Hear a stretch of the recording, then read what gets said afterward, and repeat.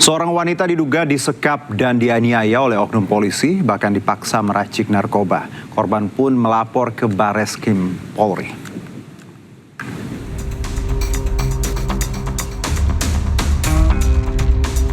Seorang wanita diduga mengalami penyekapan, penganiayaan hingga kekerasan seksual oleh oknum polisi sejak tahun 2023.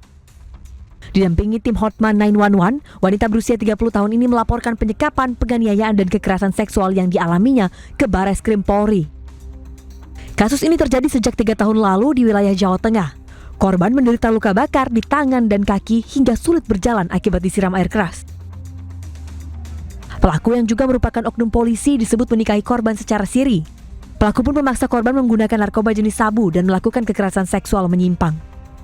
Korban dikenalkan dengan oknum ini dan juga dari awal itu dicekoki narkotika berjenis sabu. Sepanjang itu korban juga dianiaya, disekap, diancam dan ada perlakuan seks menyimpang. Dan kita tidak perlu sebutkan karena itu asusila, ada banyak lah di situ. Dan juga terakhir itu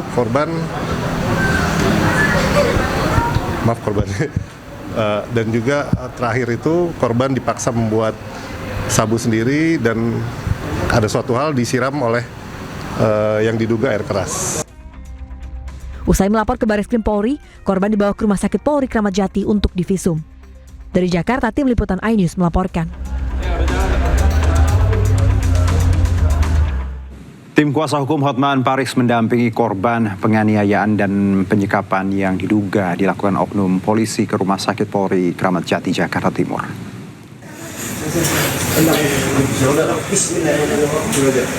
Ya, tim kuasa hukum Hotman Paris mendampingi korban penganiayaan dan penyekapan yang diduga dilakukan oknum polisi ke Rumah Sakit Polri Kramat Jati, Jakarta Timur untuk menjalani visum setelah sebelumnya membuat laporan ke Mabes Polri.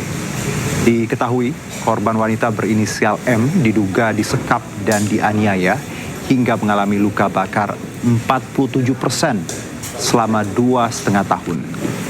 Selain itu, korban juga dicekoki narkoba.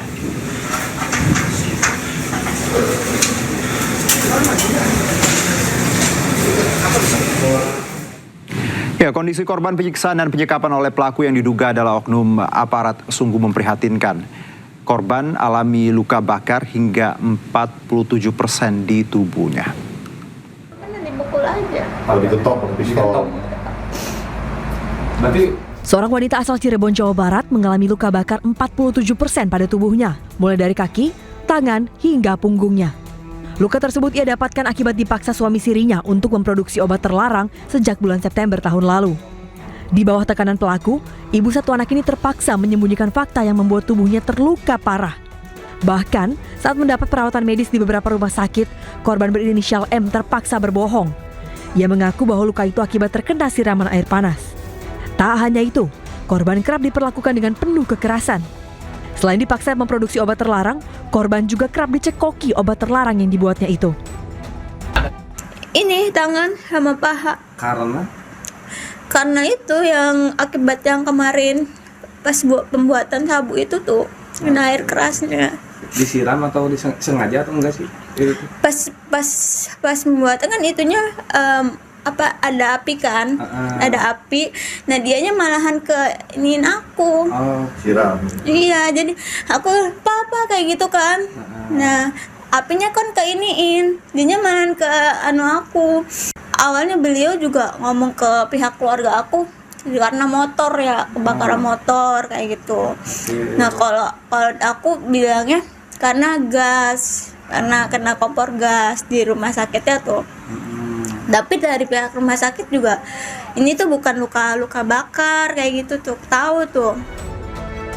Sementara korban bersama tim kuasa hukum kini sudah melaporkan pelaku ke SPMB Mabes Polri.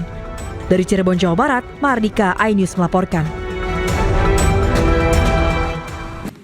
Pemirsa, 154 warga terkena infeksi saluran pernapasan akut akibat asap kebakaran TPA Jatiwaringin, Tangerang. Mayoritasnya merupakan kelompok ibu hamil dan balita.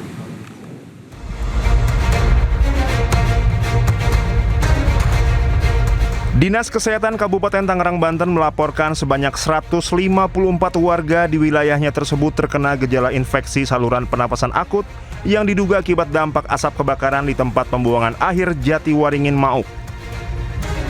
Kadinkes Kabupaten Tangerang Hendra Tarmizi mengatakan dari total 154 warga yang teridentifikasi iritasi saluran pernapasan ini, mayoritasnya merupakan kelompok ibu hamil dan balita. Seluruh korban saat ini telah dilakukan penanganan medis untuk pemulihan fisiknya. Salah satu pasien diantaranya dilakukan perawatan intensif dengan dirujuk ke rumah sakit umum daerah setempat. Dinas Kesehatan Kabupaten Tangerang telah menerjunkan 25 petugas medis yang tergabung dalam tim kesehatan melalui unit puskesmas di 3 wilayah yang mencakup Kecamatan Rajek, Mauk, dan Sukadiri. Selain itu, pemerintah daerah Kabupaten Tangerang telah membuka 5 posko terpadu untuk layanan kesehatan. Dinas Kesehatan juga tengah melakukan mitigasi dan antisipasi terhadap perluasan penyebaran asap pembakaran TPA Jatiwaringin.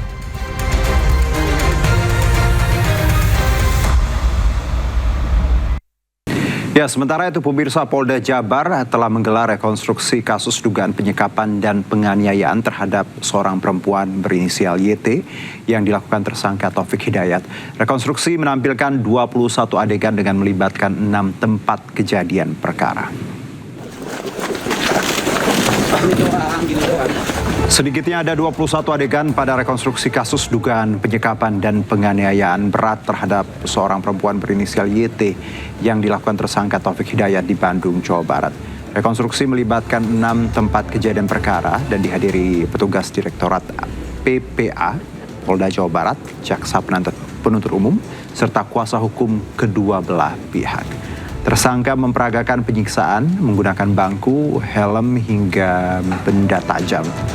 Sementara dugaan kekerasan seksual masih dalam tahap pendalaman polisi. Selain rekonstruksi, penyidik juga telah meminta keterangan tambahan dari korban. Total 25 saksi sudah diperiksa termasuk korban dan saksi ahli.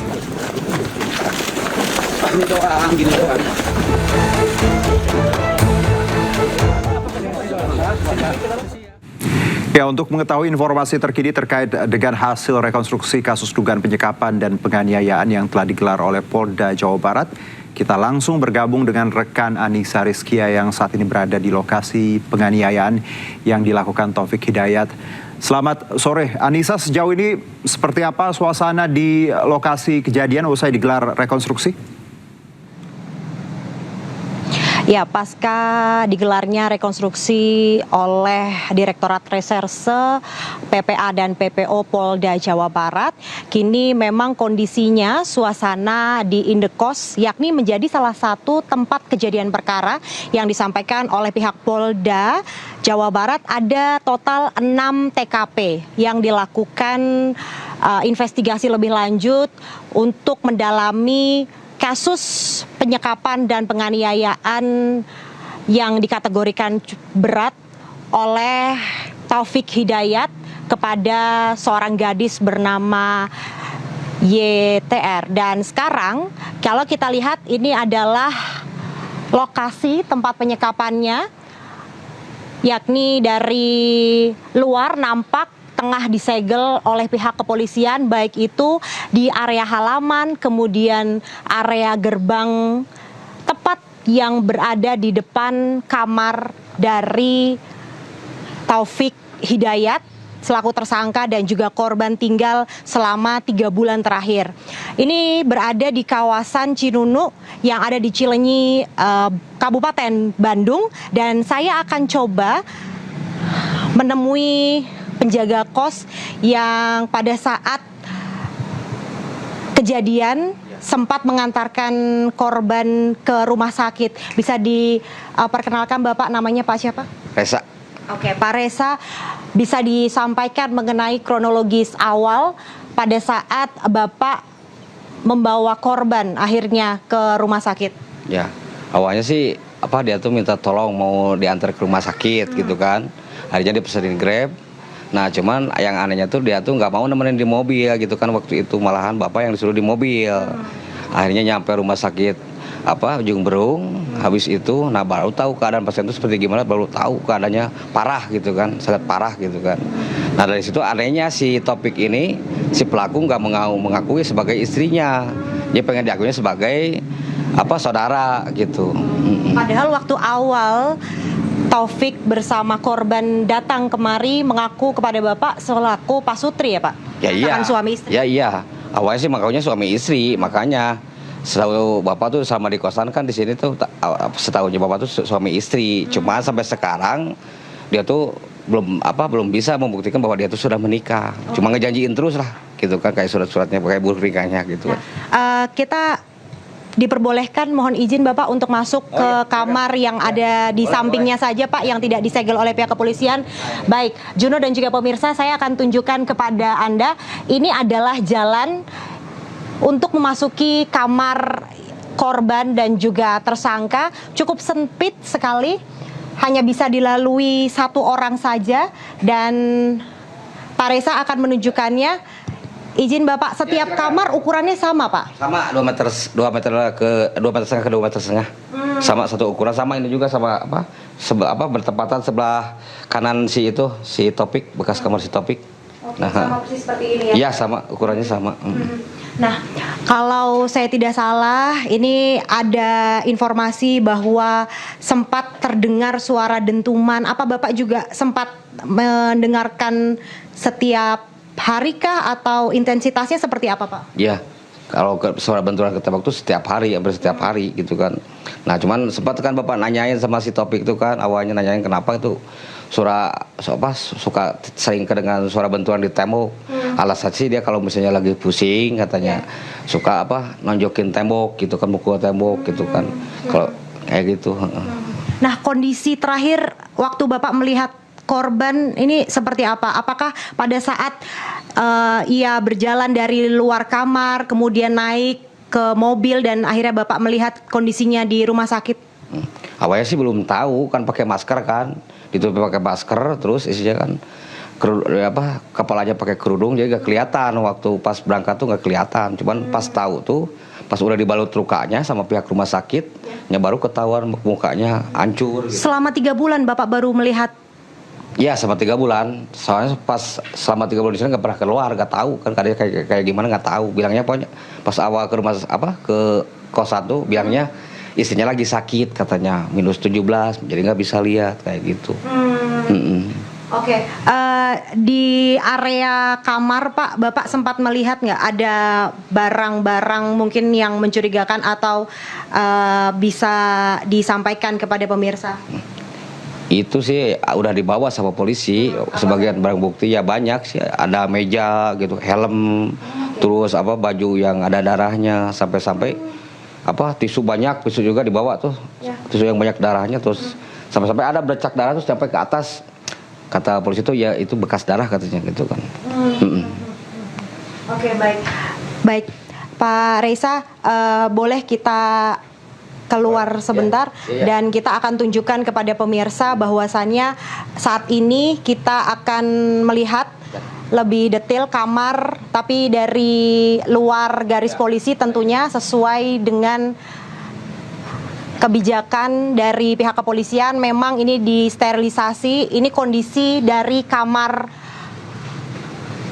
tersangka yakni Taufik Hidayat dan juga pihak dari korban, yakni saat ini memang sudah digaris oleh pihak kepolisian. Itu artinya memang kita tidak diperkenankan ya Pak ya untuk masuk ke area dalam. Ya, Juno. Baik, Anissa, terima kasih sekali untuk laporannya, dan tadi kita lihat juga gambaran bagaimana sebenarnya ruangannya begitu sempit, dan dari banyak keterangan tadi kita melihat bagaimana sebenarnya kasus ini menjadi concern untuk kita bersama untuk diselesaikan. Baik, Anissa, terima kasih banyak, selamat bertugas kembali. Di tempat biliar di Jalan Kolonel Sugioyo, Kota Yogyakarta ludes terbakar. Petugas sempat kesulitan menjangkau area titik api karena warna bangunan berwarna gelap.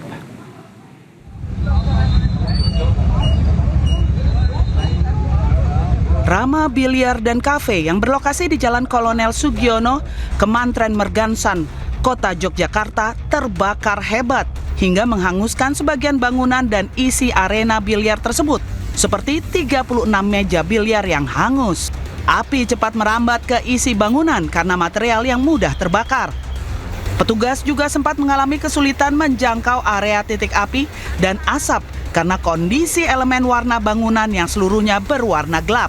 Namun api akhirnya berhasil dijinakan 1 jam kemudian, usai 9 unit mobil pemadam gabungan dari kota Yogyakarta, Bantul, Sleman, dan UGM diterjunkan ke lokasi. Diduga kebakaran terjadi akibat adanya korsleting listrik yang berasal dari bagian panggung show. Peralatan itu yang banyak, meja kunci, kemudian peralatan untuk biliar, sebagainya itu yang namanya. Ada kesulitan Pak dalam penanganan ini Pak? Penanganan ini kesulitan karena kebetulan materialnya ini material yang mudah terbakar. Baik itu kabel-kabel jaringan yang cukup banyak. Yang kedua juga kebetulan kan catnya ini kan hitam gitu ya. Jadi nampak menjadi gelap ditambah asap. Ini agak kesulitan bagi kita untuk melihat berkaitan. Sementara itu, kejadian kondisi kafe juga masih dalam keadaan tutup, sehingga dilaporkan tidak ada korban jiwa maupun luka. Penyebab pasti insiden kebakaran masih dalam penanganan dan penyelidikan aparat kepolisian. Dari Yogyakarta, Gunanto Farhan, iNews melaporkan. Ya, upaya pemadaman kebakaran di tempat pembuangan akhir Jatiwaringin, Kabupaten Tangerang, Banten terus dilakukan.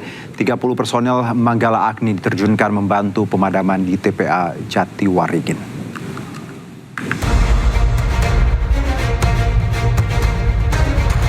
Kementerian Lingkungan Hidup menerjunkan 30 personil Manggala Agni untuk membantu mempercepat dan memperkuat upaya pemadaman kebakaran di tempat pembuangan akhir Jatiwaringin di Kecamatan Mau, Kabupaten Tangerang, Banten. Deputi Bidang Penegakan Hukum Lingkungan KLH Rijal Irawan mengatakan pengerahan personil Manggala Agni tersebut dilakukan untuk mempercepat penanganan kebakaran yang telah berlangsung selama 4 hari sejak Selasa. Keterlibatan Manggala Agni sangat dibutuhkan karena karakteristik kebakaran di TPA berbeda dengan kebakaran biasa. Api tidak hanya membakar permukaan namun juga menyala di dalam timbunan sampah yang memiliki ketinggian hingga 30 meter. Personil yang diterjunkan berasal dari Balai Pengendalian Perubahan Iklim dan Kebakaran Hutan dan Lahan di berbagai daerah seperti Makassar, Palembang, dan Jawa Barat. Pak Menteri LH juga melalui Pak Menteri Kehutanan akan menurunkan kurang lebih 30 orang pemadam dari Manggala Agni, pemadam Manggala Agni yang sudah terlatih, ya, diturunkan dari Makassar, Palembang, dan Jawa Barat. Mereka akan membawa peralatan untuk injek, high pressure injek, karena kita berupaya untuk memadamkan api yang berada di bawah permukaan. Karena itu cukup berbahaya. Kita tahu dari informasi dari Pak Bupati bahwa ini ketinggian sampah antara 20 sampai 30 meter. Ya, berarti kurang lebih sama dengan kalau gedung itu 7 lantai ya? 7 lantai. Ya, 7 lantai. Nah, ini yang kita perlu antisipasi. Sehingga akibat dari itu petugas yang melakukan pemadaman juga harus hati-hati. Entah itu bisa terjadi longsor, bisa terjadi ledakan kalau ada gas metan. Ini memang sangat ekstra hati-hati dalam penanganan. Upaya pemadaman masih dilakukan melalui 2 jalur, yakni jalur darat oleh petugas pemadam kebakaran dan udara menggunakan helikopter waterbombing. Dari Kabupaten Tangerang, Banten, Aimarani iNews melaporkan. Polisi mengungkap tindak kekerasan yang dilakukan oleh Taufik Hidayat terhadap gadis YT dilakukan secara berulang di 4 lokasi berbeda selama lebih dari 2 tahun. Pelaku dijerat dengan pasal berlapis, ancaman hukuman berat.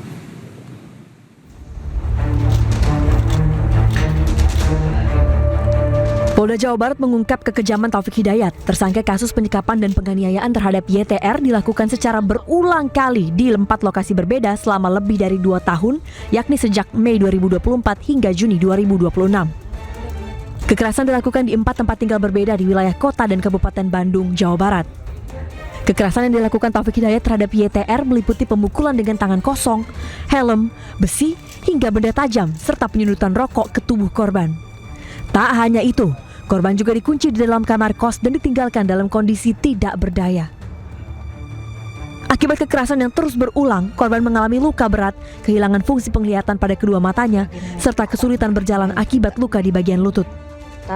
Di tempat ini, korban mengalami kekerasan dipukul bagian badan dan disudut rokok.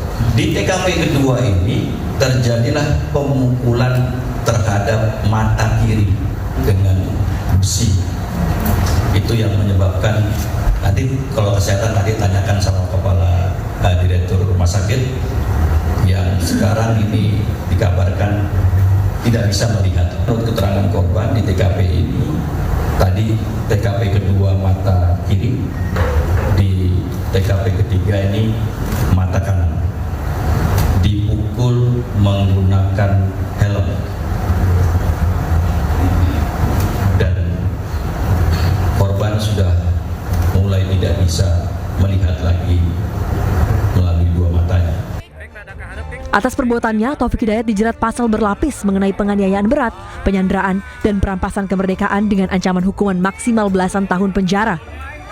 Polisi juga mengungkap Taufik Hidayat merupakan residivis kasus kekerasan terhadap perempuan. Dari Bandung, Jawa Barat, Muji Prayitno, iNews melaporkan. Tak hanya YTR, korban kekerasan seksual oleh Taufik Hidayat diduga bertambah di Bandung, Jawa Barat. Pihak kepolisian masih melakukan penyelidikan terkait laporan korban pada tahun 2024.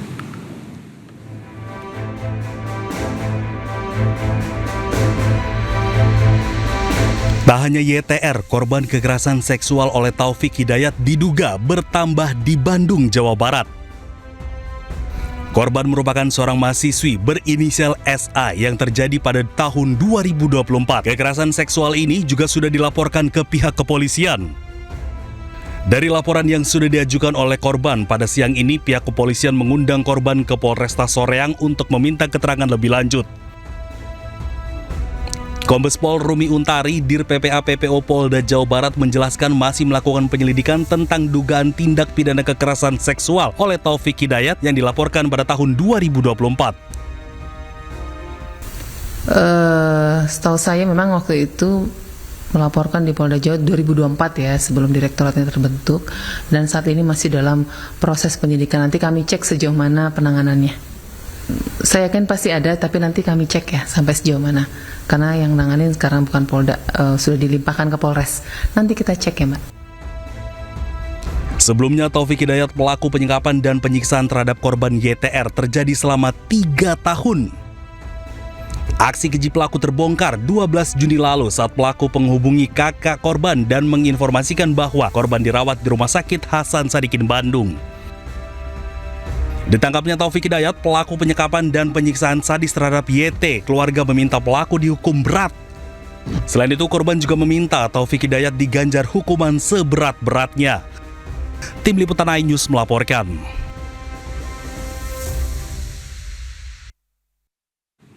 Baik pemirsa, kita lanjutkan iNews Sore. Sidang pra-peradilan Roy Suryo terkait kasus ijazah Presiden ke-7 Republik Indonesia Joko Widodo kembali digelar hari ini. Agenda sidang penyerahan kesimpulan dari kubu pemohon maupun termohon. Sehat, harus sehat. Ya, sehat. Terima kasih. Ya, terima kasih, Mas.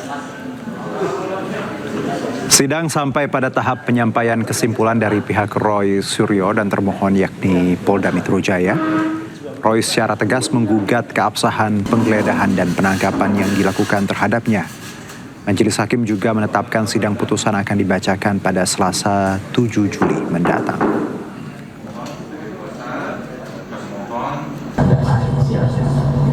Sampai dengan hari terakhir ya, persidangan pra-peradilan yang pertama. Saya berani katakan dengan tegas sekarang, pra-peradilan yang pertama pada hari Jumat tanggal 3 Juli 2026 ini, sebelum nanti putusan pada tanggal 7 hari Selasa yang akan datang. Hari ini kita sudah sampai di ujung dan ini hari Jumat yang berkah, dan tadi sudah dikatakan oleh Pak Abdul Ghafur Sangaji ya, kita sudah mendaftarkan kembali pra-peradilan yang kedua. Pra-peradilan yang kedua yang nanti akan mempertanyakan ya tentang bagaimana penetapan tersangka yang menggunakan Undang-Undang ITE. Ini adalah penyampaian kesimpulan. Kesimpulan itu adalah rangkuman dari semua rangkaian proses persidangan pra-peradilan. Dari mulai pembuktian dari sisi kami, baik saksi, baik ahli maupun juga bukti surat, kemudian juga dilakukan konfrontasi dengan bukti-bukti yang dimiliki oleh termohon dari pihak Polda. Dr. Tiva resmi didakwa dengan pasal berlapis dalam sidang perdananya di Pengadilan Negeri Jakarta Timur. Salah satu barang bukti digital yang diungkap jaksa penuntut umum dalam dakwaan adalah tayangan program Rakyat Bersuara di iNews.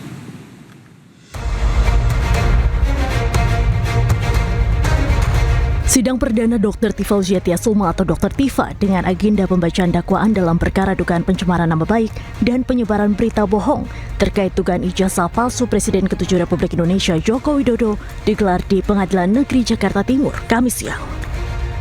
Dalam dakwaannya, jaksa penuntut umum mengungkap sejumlah barang bukti digital yang diduga berkaitan dengan penyebaran informasi bohong mengenai keaslian ijazah Presiden ke-7 RI Jokowi.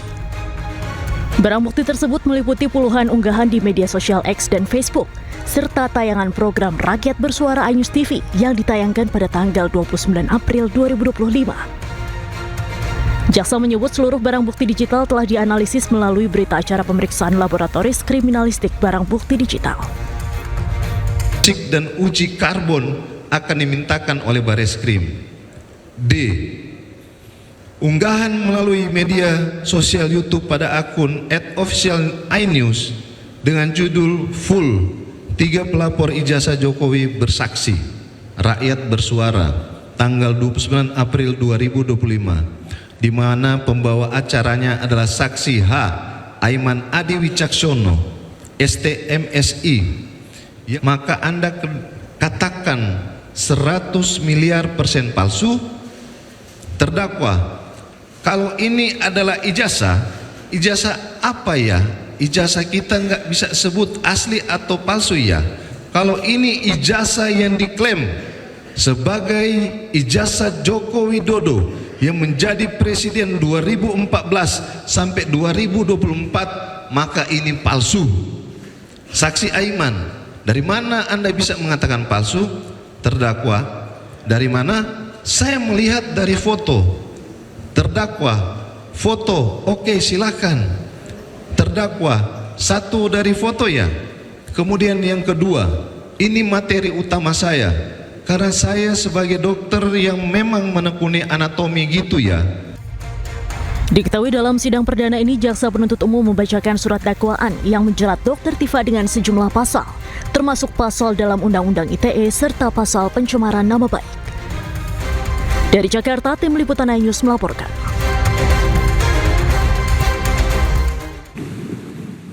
Sementara itu pemirsa, Ketua Ikatan Jurnalis Televisi Indonesia atau IJTI, Heri Kurniawan, soroti langkah jaksa memasukkan tayangan program Rakyat Bersuara iNews TV sebagai materi dakwaan perkara pidana kasus ijazah Jokowi. IJTI menilai langkah tersebut berpotensi mengancam kebebasan pers dan menjadi contoh buruk bagi perlindungan karya jurnalistik di Indonesia. Seharusnya jaksa itu mengumpulkan bukti di luar karya jurnalistik, karena karya jurnalistik adalah ruang yang berbeda. Gitu, dia bisa diberikan sebagai alat bukti, sebagai barang bukti di pengadilan. Ini akan sangat berbahaya sekali bagi pelindungan kemerdekaan pers di Indonesia. Ini akan menjadi sebuah presiden yang buruk. Besok lusa atau kapan-kapan lagi tidak akan ada narasumber lagi yang mau terbuka terhadap masyarakat atas informasi yang seharusnya mereka berikan kepada publik. Ini sangat berbahaya dalam jangka panjang. Ini akan merusak demokrasi. Kami kecewa atas dimasukkannya materi-materi karya jurnalistik sebagai bagian dari dakwaan dalam kasus sidang tersebut. Ya, Komisi Informasi Publik Jawa Tengah memeriksa dokumen administrasi pencalonan Wali Kota Solo tahun 2005 di kantor Dinas Perpustakaan dan Kearsipan Kota Solo. Hal itu dilaksanakan karena ada sengketa keterbukaan informasi publik mengenai dokumen administrasi pencalonan Joko Widodo di ajang pemilihan Wali Kota Solo 2005. Menurut Ketua Majelis Komisioner Komisi Informasi Provinsi Jawa Tengah, Ermi Sri Ardayanti, pemeriksaan ini dilakukan untuk menindaklanjuti dalil-dalil yang diajukan dalam sidang sengketa informasi publik terkait ijazah Joko Widodo. Pemeriksaan ini merupakan bagian dari persidangan di sengketa informasi dengan pemohon Muhammad Taufik dan Loverm dan termohon pemerintah Kota Solo terkait dengan ijazah Joko Widodo.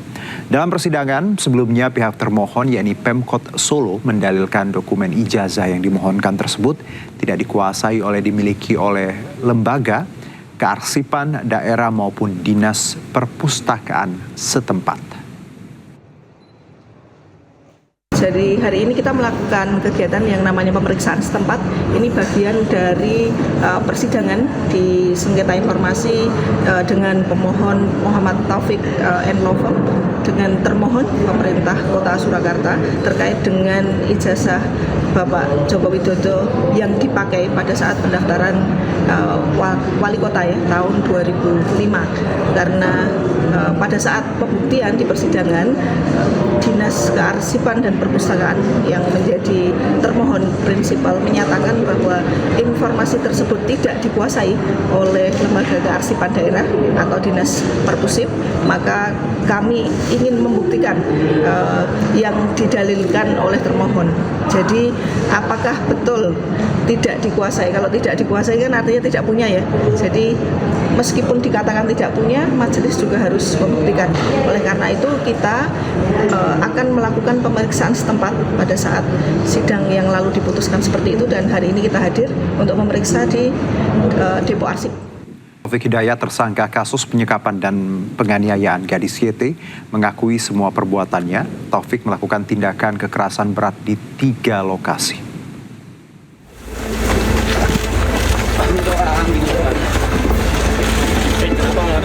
Polda Jawa Barat telah melakukan rekonstruksi 3 dari 6 tempat kejadian perkara kasus penyekapan dan penganiayaan yang dilakukan Taufik Hidayat kepada gadis YT. Polisi menjelaskan terdapat 21 total adegan penganiayaan yang dilakukan tersangka Taufik Hidayat. Direktur PPA dan PPO Polda Jabar Kombes Rumi Untari mengatakan Taufik Hidayat mengakui telah melakukan tindak kekerasan berat kepada gadis YT di TKP 3, 5, dan 6. Taufik melakukan sejumlah penganiayaan berat mulai dari pemukulan dengan tangan kosong, memukul dengan helm dan kaki meja besi, hingga benda tajam. Tadi gelar perkara, rekonstruksi sudah berjalan dengan baik, lancar, dan alhamdulillah tidak ada penolakan dari tersangka, dan tersangka mengakui semua perbuatannya di 6 TKP. Berdasarkan penyidikan polisi, di TKP pertama dan kedua juga terdapat aksi kekerasan. Namun penganiayaan yang dilakukan Taufik terhadap korban masih dalam kategori ringan. Dari Bandung, Jawa Barat, tim liputan Anyus melaporkan. Dan selengkapnya pemirsa, kita langsung bergabung dengan kuasa hukum pelapor dan keluarga korban. Ada Bang Januar Solehudin. Assalamualaikum, selamat sore Bang Januar. Waalaikumsalam, selamat sore Mas Juno. Ya, terima kasih Bang Januar. Kalau kita lihat tadi ada rekonstruksi kemarin dan juga ada beberapa yang sudah beredar di media sosial bagaimana hasil rekonstruksi seperti itu. Dari Bang Januar sendiri sebagai kuasa hukum, ada tambahan atau mungkin ada hal yang Anda ingin tambahkan dari hasil kemarin? Baik, sebetulnya begini ya, rekonstruksi itu adalah untuk sebuah alat ataupun untuk menyesuaikan antara tersangka dengan saksi ataupun para pihak.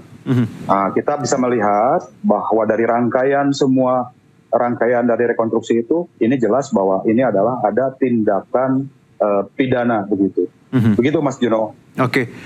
Tapi kalau kita lihat Bang juga, bagaimana pelaku sebenarnya ketika hadir di TKP mengakui semua kejahatannya. Ini apakah benar juga kalau terkait kekerasan seksual? Gimana Mas Juno? Iya, ada tambahan terkait kekerasan seksual yang saya dengar masih didalami ya Bang ya? Ada pengakuan seperti itu Bang? Betul Mas Juno. Betul Mas Juno, memang itu adalah rangkaian dari kita juga meminta kepada pihak penyidik agar itu juga sangat didalami, tidak menutup kemungkinan ada fakta bahwa yang tersangka juga bisa melanggar undang-undang TPKS, mungkin begitu Mas Juno. Pihak keluarga sendiri sudah ada tanggapan seperti apa Bang? Dan kemarin juga ikut menyaksikan? Betul. Kemarin keluarga sudah ikut menyaksikan dan kami juga sangat mengapresiasi kepada penyidik untuk memberikan kesempatan kepada pelapor ataupun pihak keluarga untuk menyaksikan dari rangkaian rekonstruksi kemarin ya. Namun pihak keluarga juga menyampaikan agar peristiwa ini, tindak pidana ini meminta agar pelaku dihukum seadil-adilnya berdasarkan undang-undang yang berlaku. Mungkin begitu. Oke, Bang, kalau kita lihat di layar ya, ini kan video rekonstruksi kemarin di tempat kos-kosannya itu seperti itu. Tadi juga teman kami juga sempat melaporkan dari TKP. Tempatnya kan sempit sekali ya Bang ya.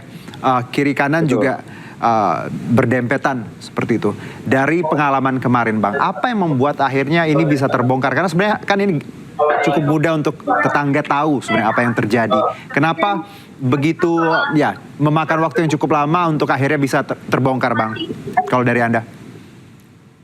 Kalau menurut saya ya bahwa ini kan sebuah rangkaian peristiwa yang memang sangat, tapi jujur saja ya, kalau dari pandangan sisi saya itu justru saya sangat mengapresiasi kepada pihak penyidik ya. Ini sebetulnya bukan terlalu lama, justru kalau menurut saya cepat ini. Oke. Laporan tanggal 12, tanggal 15 naik tahap penyidikan, kan begitu ya. Ini sebetulnya sangat cepat sekali. Jujur saya sangat mengapresiasi, kami dari Lampung Pancasuara sangat mengapresiasi langkah-langkah dari penyidik. Sehingga penyidik juga secara komprehensif, secara utuh, secara menyeluruh bisa membongkar ataupun membuka fakta-fakta yang selebarnya, begitu Mas Juno. Oke, tapi kalau di lapangan Bang, apa yang membuat tetangga kosan ini sulit untuk mengetahui kejadian sebenarnya, padahal kan saling berdekatan, maksud saya Bang? Betul, begini ya, kalau itu kan sebetulnya bahwa si korban ini kan sudah dilakukan, sudah merasa dirinya terpenjara dalam arti sudah dibatasi secara sosialnya. Oke. Kan begitu, karena ada trauma yang sangat berat kan begitu. Kalau berdasarkan psikotes itu atau ilmu kejiwaan itu kan ada yang disebut dengan trauma bonding kan begitu. Nah, trauma bonding ini ya trauma yang memang perlakuannya secara berulang-ulang. Artinya bahwa korban ini sangat tidak berani untuk berteriak ataupun apalagi yang sebelumnya juga sudah dilukai sehingga korban ini tidak bisa melihat, kan tidak bisa apapun kan begitu. Baik, tidak berdaya ya Bang Januar ya, sehingga tetangga pun juga mungkin tidak mendengar atau tadi kesulitan untuk mengidentifikasi apa yang sebenarnya terjadi. Betul. Oke, Bang, ada puluhan saksi yang saya dengar, ada 20 saksi ya lebih yang sudah diperiksa. Boleh dijabarkan Bang siapa saja, pihak mana saja yang sudah diperiksa? Kalau itu ranah penyidikan ya, kami tidak bisa secara rinci, namun untuk dari pihak keluarga itu sudah jelas, keluarga menjadi saksi, termasuk pelapor juga adalah bagian dari keluarga ataupun kakak dari korban, termasuk orang tua serta adiknya mungkin seperti itu. Tapi ketika yang lain-lain itu, mohon maaf itu kan masuk pada ranah penyidikan. Bang Januar, kondisi YT sendiri saat ini terbaru seperti apa Bang? Alhamdulillah berkat doa dari semua dan kami juga mohon doanya kepada semua lapisan masyarakat.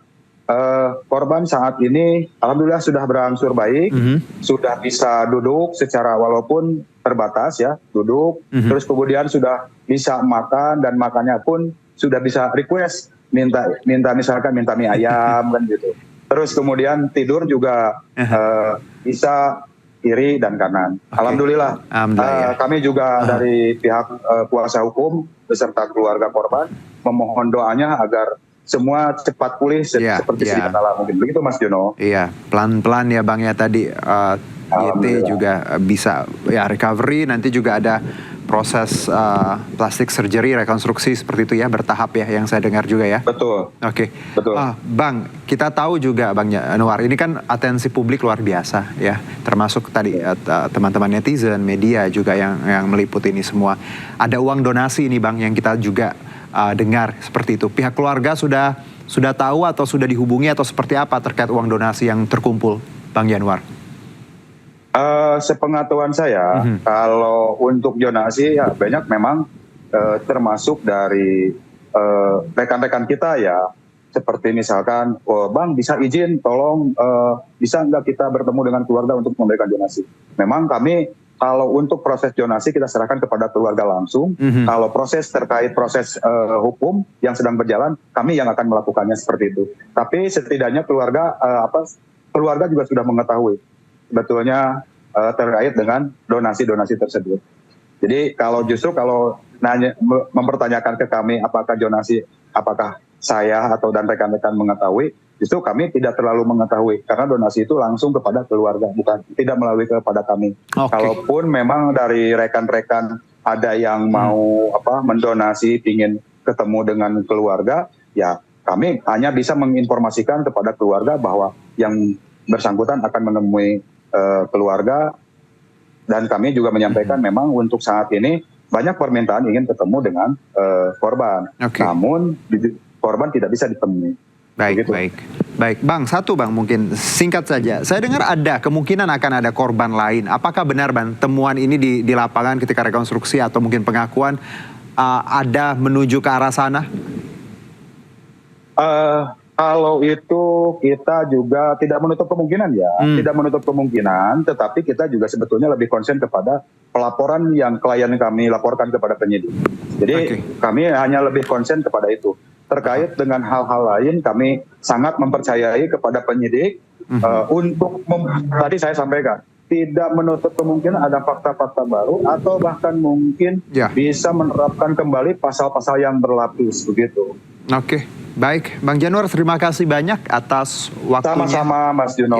Semoga YT sehat, cepat recovery, dan kita semua bisa mendapatkan keadilan ya untuk YT dan keluarga. Amin, ya Rabbal Alamin. Terima kasih, Mas Juno. Selamat sore. Selamat sore. Baik, kita beralih ke informasi lain, pemirsa. Penyekapan yang dialami oleh pekerja percetakan di Jakarta Pusat mendapat perhatian khusus. Selain perlakuan yang tidak manusiawi, ditemukan juga banyak pelanggaran terkait ketenaga kerjaan. Lihat ya. Penasehat khusus Presiden Bidang Ketenaga Kerjaan dan Kesejahteraan Buruh Said Iqbal menyebut percetakan tempat ketiga korban bekerja banyak melakukan pelanggaran ketenaga kerjaan.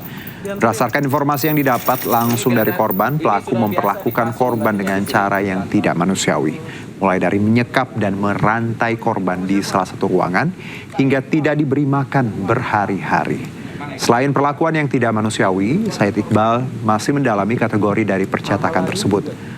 Apakah masuk dalam kategori UMKM atau merupakan perusahaan menengah ke atas? Mbak Rini TV One termasuk benar bahwa mereka bertiga termasuk Tegar diperlakukan tidak manusiawi, antara lain diarak tanpa melalui sebuah proses hukum. Jadi di depan rumahnya diarak. Yang membuat hati saya terenyuh, dan saya yakin Presiden juga akan memberikan perhatian khusus, adalah ayahnya ini kan cuma pedagang es, orang miskin, ya, diperlakukan anaknya seperti itu sampai nangis lah ya. Pas saya tanya nangis, kemudian tidak manusiawi, diarak. Ya. Yang kedua, temuan saya di hasil penjelasan korban dan pengacaranya adalah disekap dan tidak diberi makan 3 hari, dirantai dan diperlakukan. Sebuah tempat percetakan di Jalan Kalibaru Timur, Senen, Jakarta Pusat digerebek sejumlah orang dari LBH Forum Pemuda Kalbar. Dalam penggerebekan tersebut didapati 3 pemuda yang disekap di ruang belakang. Lihat ya. Sampingnya. 3 orang disekap di dalam sebuah tempat percetakan di Jalan Kalibaru Timur, Senen, Jakarta Pusat. Penyekapan diduga dilatar belakangi pencurian oleh salah satu korban penyekapan. Pencurian tersebut dibantu 2 orang lainnya yang diminta untuk mengantarkan barang curian. Pencurian tersebut diketahui pemilik percetakan hingga ketiganya disekap dan dipasung. Meski pihak keluarga telah membayar tebusan sebesar 50 juta rupiah, namun ketiga pemuda yang disekap tak juga dilepaskan. Hingga akhirnya salah satu keluarga korban melapor ke LBH Forum Pemuda Kalbar. Awal itu dari pimpinan sempat memukul bagian punggung saya menggunakan penggaris besi panjang. Nah itu beliau ngiranya saya memberikan keterangan palsu. Sedangkan itu sudah saya memberikan keterangan dengan yang sejujur-jujurnya. Apa adanya yang udah saya ucapin itu sejujur-jujurnya yang saya udah kasih ke beliau. Nah lalu sempat juga ada pemukulan kembali di hari berikutnya menggunakan penggaris besi yang pendek itu ke belakang punggung saya. Usai dibebaskan, korban pun melapor ke polisi atas penyekapan dan penganiayaan yang dialaminya. Dari Jakarta, Rani Sanjaya, iNews melaporkan. 5 kendaraan terlibat tabrakan beruntun di Bangkalan, Jawa Timur. Akibatnya pasangan suami istri pengendara motor tewas di lokasi.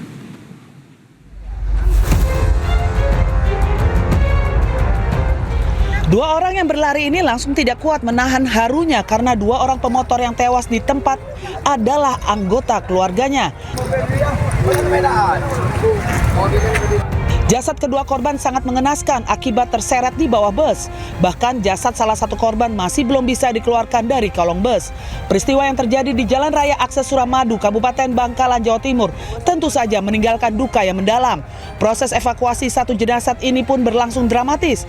Laki-laki tersebut sudah dalam kondisi rusak dan tersangkut mesin bus beserta dengan sepeda motornya. Dari hasil olah tempat kejadian perkara, 5 kendaraan yang terlibat kecelakaan maut ini sama-sama berjalan dari arah selatan atau dari arah Surabaya. Bus pariwisata yang diketahui berpenumpang para keluarga santri yang baru mengantarkan anak-anak mereka ke pondok melaju di bagian paling belakang. Diduga karena mengalami microslip atau mengantuk sesaat, pengemudi bus tiba-tiba saja kehilangan kendali dan langsung menghantam mobil jenis minibus di depannya hingga ringsek dan terpental ke bahu jalan sisi kiri. 5 kendaraan, yaitu 1 bus, 2 truk, 1 mobil Avanza dan 1 kendaraan R2. Untuk sementara korban meninggal 2 orang. Untuk luka-luka masih kami data di rumah sakit. Untuk kejadiannya beruntun, kronologisnya jadi satu arah dari arah Surabaya menuju Madura, bus paling belakang. Akibat proses evakuasi yang berlangsung lama tersebut, arus lalu lintas dari arah Surabaya pun sempat terjadi kemacetan.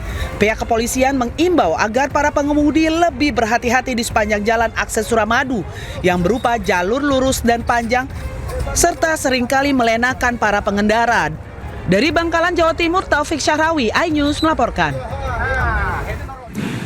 5 kendaraan terlibat tabrakan beruntun di Bangkalan, Jawa Timur. Akibatnya pasangan suami istri pengendara motor tewas di lokasi.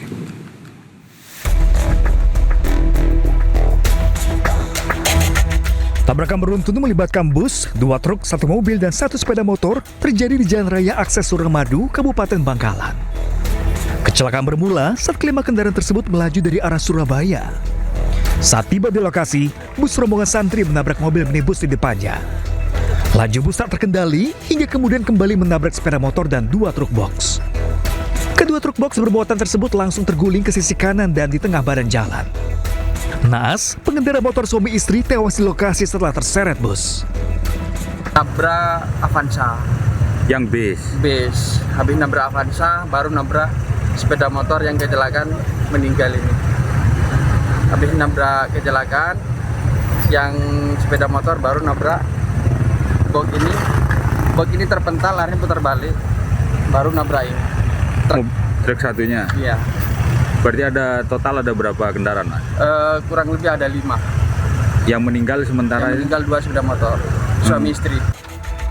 Selain masih lakukan evakuasi kendaraan yang terlibat kecelakaan, polisi juga masih melakukan olah TKP guna mengetahui penyebab pasti kecelakaan. Sementara korban luka masih dilakukan pendataan dan dibawa ke rumah sakit terdekat. Dari Bangkalan, Jawa Timur, Taufik Syahrawi, iNews melaporkan. Komisi Pemberantasan Korupsi menetapkan Bupati dan Sekda Kuansing, Kuantang Singingi, Riau sebagai tersangka jual beli jabatan Pemkab Kuansing. Bupati Kuansing, Suhardiman Ambi, diduga menerima suap berupa mobil mewah senilai 2 miliar rupiah untuk memilih Zulkarnain sebagai Sekda. Bupati. Mengenakan rompi oranye, Bupati Kuantan Singingi atau Kuansing, Suhardiman Ardi ditetapkan KPK sebagai tersangka kasus dugaan suap jabatan di lingkungan Pemkab Kuansing. Selain Suhardiman, KPK juga menetapkan Sekda Kuansing, Zulkarnain dan Direktur Utama PT Mitra Ideal Consultant sebagai tersangka. Kasus ini bermula dari laporan masyarakat terkait jual beli jawaban untuk posisi Sekretaris Daerah Kabupaten Kuansing. KPK menyebut Bupati Kuansing meminta syarat mobil SUV Land Cruiser 300 GRS senilai 2 miliar rupiah kepada tersangka Zulkarnain. Zulkarnain diketahui menggunakan identitas dirut PT Mitra Ideal Consultant, Ardiles, untuk proses kredit mobil mewah tersebut. Selanjutnya Saudara SA, selaku Bupati Kuansing periode 2025-2030, terkait dengan adanya kegiatan lelang jabatan ini meminta syarat atau meminta semacam permintaan kepada calon yang akan menduduki posisi tersebut, yaitu satu unit SUV mobil Toyota Land Cruiser 300 GRS. Ini diminta kepada pihak atau calon yang akan mengikuti proses seleksi jabatan Sekda Kabupaten Kuansing. Dalam perjalanan lelangnya, kemudian hanya ZKN yang kemudian menyanggupi permintaan dari Saudara SA. Tersangka Zulkarnain juga pernah memberikan suap mobil Pajero Sport seharga 700 juta rupiah untuk posisi Kepala Dinas PU Kabupaten Kuansing tahun 2021 silam. Dari Jakarta, Kevin Pakan, Ade Supriyatna, iNews melaporkan. Ya, sementara itu Menteri Kehutanan Raja Juli Antoni mengakui jika Bupati Kuantan Singingi, Suhardiman Ambi, sempat memberikan sebuah amplop kepada dirinya. Amplop tersebut diberikan saat Menhub menggelar audiensi dengan Suhardiman. Tanpa mengetahui isi amplop tersebut, ia mengklaim langsung memerintahkan ajudannya untuk mengembalikannya. Klarifikasi pertama saya bahwa benar tanggal 2 Juni 2026 ada audiensi Bupati Kuansing di kantor ini. Ini audiensi yang terbuka. Bupatinya mengirim surat resmi, dipublis di media sosial, saya maupun kementerian, dan ada daftar hadir, ada notulensi. Jadi kalau suatu saat pihak KPK memerlukan, atau bahkan kami akan proaktif juga menyerahkan apa yang saya sebutkan tadi. Dalam audiensi itu, ternyata Bapak Bupati Kuansing meninggalkan amplop yang ditutup dengan map. Ya. Dan ketika beliau pergi, saya baru sadar, dan saya langsung meminta ajudan saya untuk mengembalikan amplop tersebut. Saya tidak tahu isinya apa, tapi saya merasa tidak memiliki hak terhadap amplop tersebut, dan saya minta ajudan saya untuk mengembalikan amplop tersebut. 2 Juni adalah hari Selasa. Saya cuma punya satu ajudan, saya bilang nanti berangkat hari Jumat, itu tanggal 5 Juni. Tapi ternyata tidak bisa 5 Juni karena ajudan saya harus tetap menempel pada saya, membantu saya, karena tanggal 5 Juni itu saya bertemu dengan Jamdatun dalam urusan lain, ya, di Dirjen PHL, bertemu Jamdatun. Akhirnya saya katakan kalau gitu Jumat depan, yaitu tanggal 12 Juni. Hari Kamisnya tanggal 11 Juni Pak Sekjen mengeluarkan surat jalan, ya, surat perintah kepada ajudan saya untuk mendatangi Bupati Kuantan Singingi, dan saya pribadi menelpon Bapak Kapolda Riau untuk membantu memfasilitasi ajudan saya bertemu dengan Bupati Kuantan Singingi di Kapolres Kuantan Singingi. Jadi tanggal 12, teman-teman semua, Jumat, ya, hari Jumat tanggal 12, sekitar 17 hari sebelum terjadi OTT, ajudan saya sudah mengembalikan amplop putih kepada Bupati Kuantan Singingi. Ada tanda terimanya, ada fotonya. Saya lihatkan kepada teman-teman aslinya. Nah, ini tanda terimanya. Tanggal 12 Juni pukul 14.57. Ya. Awas tuh, ya. Ini yang menerima, ya, Bapak Dr. Suhardiman Ambi, Bupati Kuantan Singingi. Ya, pakai matre. Ini ajudan saya Bambang Haryadi. 12 Juni pukul 14.57. 17 hari sebelum OTT ya, sebagai tanggung jawab moral saya, tanggung jawab publik saya sebagai pimpinan di sini, kami sudah mengembalikan amplop yang ditinggalkan Bupati ketika audiensi tersebut. Apa itu dilaporkan ke KPK juga nggak Pak? Nah, supaya jelas, ini saya fotokopi yang gede buat teman-teman semua ya. Ini sudah ada, ini sudah dikembalikan. Oke.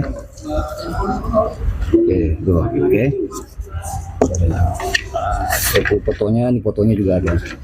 Ini ada fotonya, ini Pak Bupati, ini ajudan saya. Ya.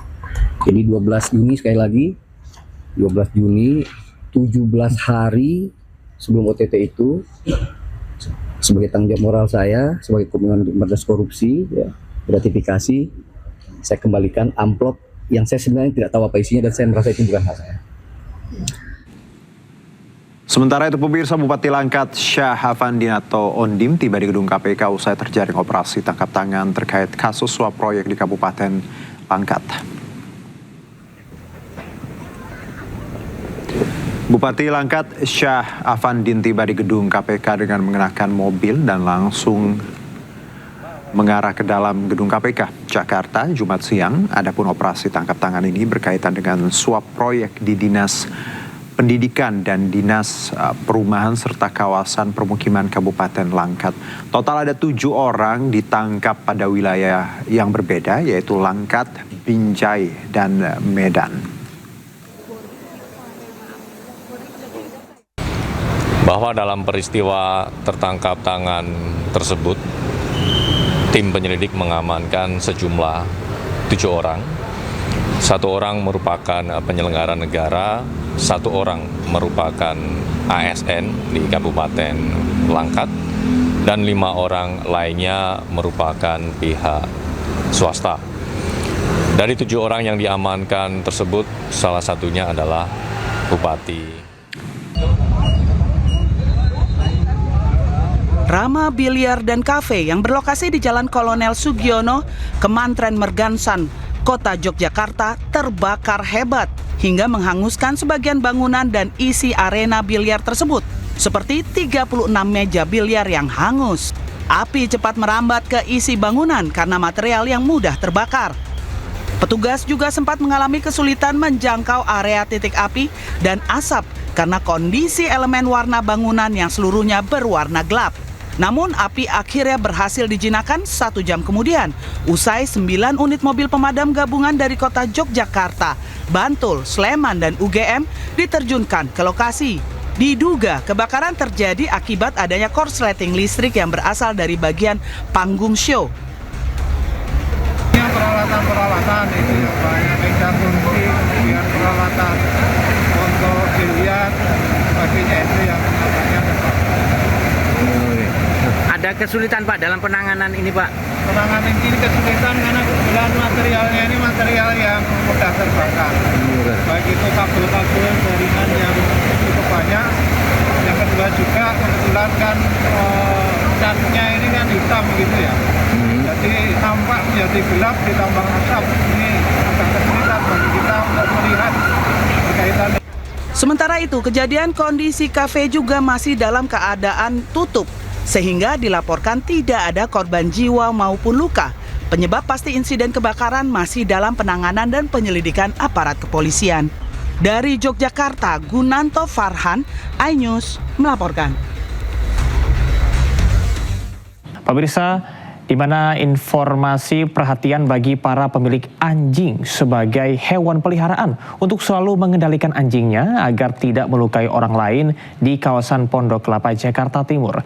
3 ekor anjing yang dilepas pemiliknya menyerang lansia hingga terluka, dianggap membahayakan ketika anjing dievakuasi Satpol PP.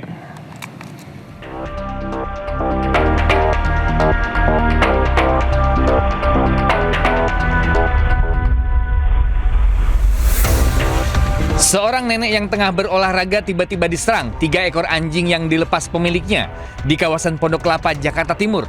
Korban berusaha menghindar, namun malah diserang dan digigit di bagian kaki. Ia pun sempat mendapat perawatan ke rumah sakit. Peristiwa yang terekam CCTV ini pun viral.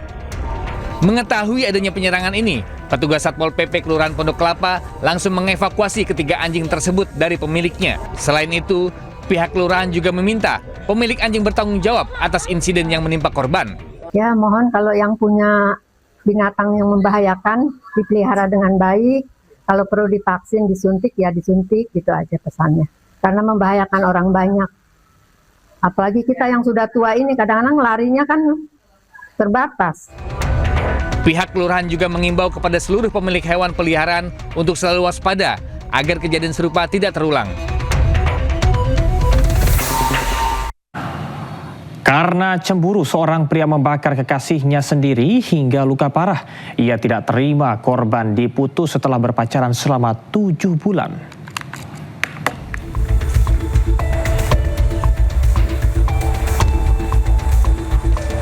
Seorang pria berinisial SM ditangkap polisi karena membakar kekasihnya, janda 2 anak yang sudah dipacarinya selama 7 bulan di Sampit, Kalimantan Tengah. Kepada petugas, pelaku yang merupakan seorang duda ini mengaku membakar korban karena cemburu diputus cintanya. Sebelumnya pelaku dipergoki oleh kekasihnya melakukan percakapan dengan wanita lain hingga memicu kepertengkaran. Di tengah percekcokan, pelaku keluar rumah korban dan kembali lagi dengan membawa jerigen berisi Pertalite. Karena korban tetap bersikeras minta putus, lalu pelaku menyalakan korek gas sehingga pelaku mengalami luka bakar pada wajahnya, sedangkan korban di bagian wajah dan kedua tangannya. Berkaitan dengan rasa cemburu seperti itu, kemudian yang bersangkutan langsung mendatangi ke rumah korban dengan niat mengancam menggunakan bahan bakar Pertalite. Atas perbuatannya, pelaku dijerat pasal tentang pidana penganiayaan dengan ancaman hukuman 5 tahun penjara. Seorang anggota Satres Narkoba Polres Katingan gugur saat menangkap terduga pengedar narkoba di Kabupaten Katingan, Kalimantan Tengah. Dalam insiden ini, 1 warga juga meninggal dunia, sementara 2 anggota polisi lainnya dinyatakan hilang.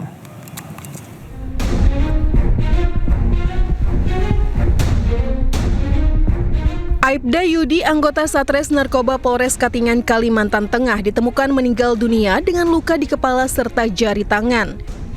Almarhum tewas saat melakukan operasi penangkapan terhadap terduga pengedar narkoba bernama Bio, residivis kasus narkotika di Desa Tumbang, Kalame, Katingan, Kalimantan Tengah. Semua keluarga terkejut dengan kabarnya ini.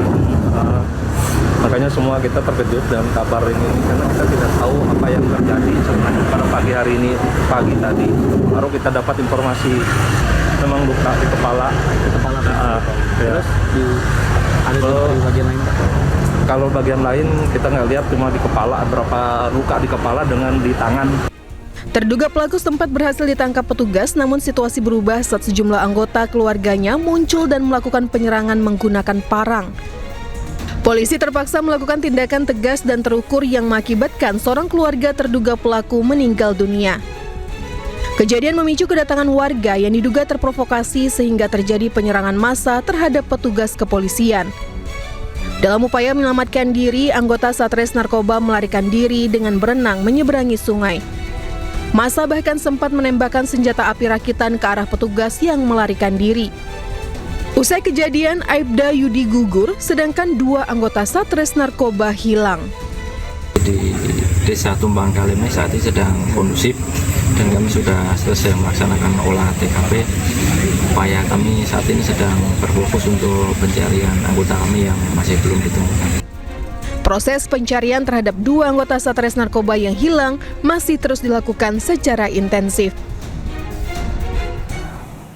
Hanya karena gara-gara persoalan tak sebar undangan hajat, seorang pria di Kabupaten Lampung Timur, Lampung, tewas di tangan tetangganya sendiri. Korban tewas ditembak pelaku di bagian kepala.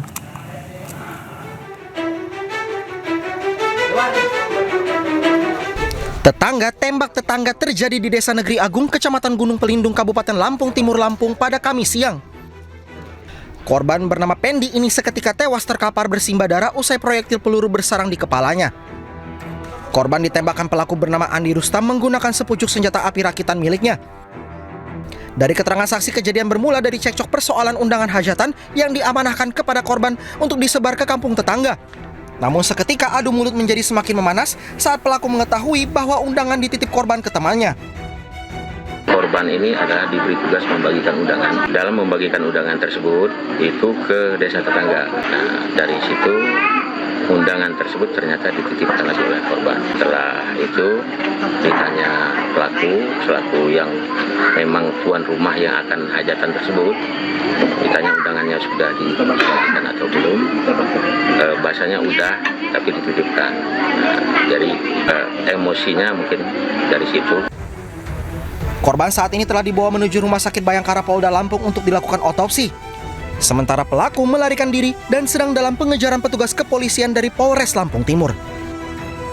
Dari Lampung Timur, Lampung, Tinus Ristanto, iNews melaporkan. Petugas Satreskrim Polres Mojokerto menangkap 2 pria yang mengaku dukun yang dapat menjadikan seseorang kaya raya. Modus kedua pelaku dengan cara mendoakan uang dalam amplop milik korban agar bisa menjadi 2 kali lipat.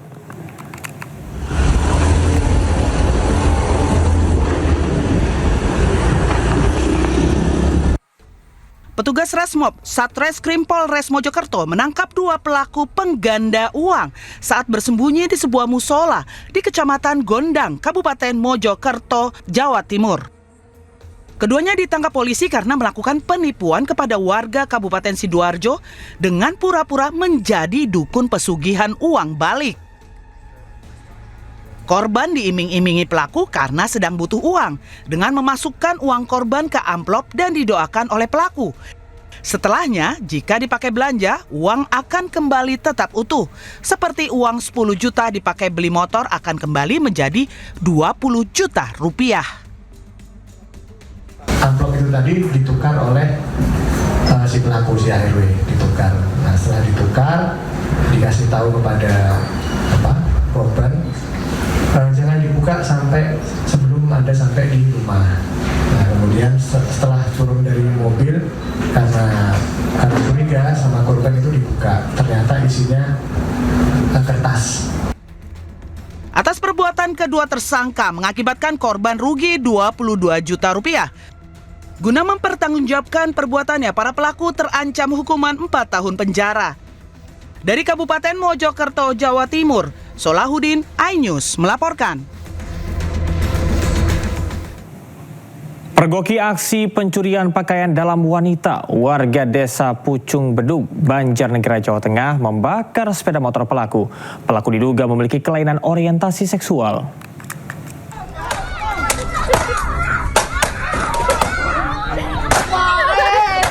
Sejumlah warga membakar sepeda motor milik terduga pelaku pencurian di desa Pucung Bedug, Banjarnegara, Jawa Tengah. Sebelumnya, pemilik motor ini terpergok saat mengambil pakaian dalam wanita di jemuran warga. Ia melakukan aksi ini diduga karena memiliki kelainan orientasi seksual. Warga yang melihat kejadian ini langsung mengejar pelaku. Ia sempat tertangkap, namun berhasil melepaskan diri dan melarikan diri dengan meninggalkan sepeda motornya di lokasi.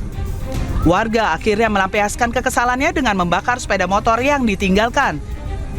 Pencurian, mencuri pakaian dalam, dan si pencuri sempat menciumi pakaian dalam yang ada di jemuran, dan akhirnya karena ketahuan warga, akhirnya dikejar dan pencuri tidak sempat mengamankan motornya, dan motornya akhirnya ditinggal di TKP dan akhirnya dibakar oleh warga.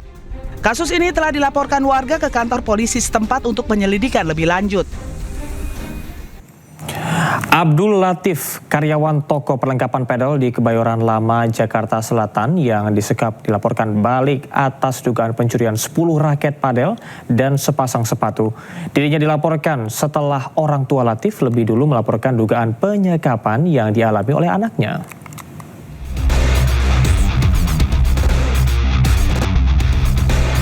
Abdul Latif, karyawan toko perlengkapan pedal di Kebayoran Lama, Jakarta Selatan yang sebelumnya disekap, dilaporkan balik atas dugaan pencurian.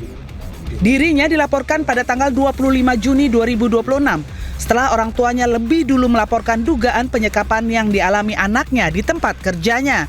Dalam laporan tersebut, Abdul Latif disebut mencuri 10 unit raket pedal dan sepasang sepatu dari toko tempatnya bekerja. Penyidik Satreskrim Polres Metro Jakarta Selatan masih menyelidiki laporan tersebut dengan memintai keterangan sejumlah saksi. Lapornya adalah MAS dan yang diduga terlapor adalah AL.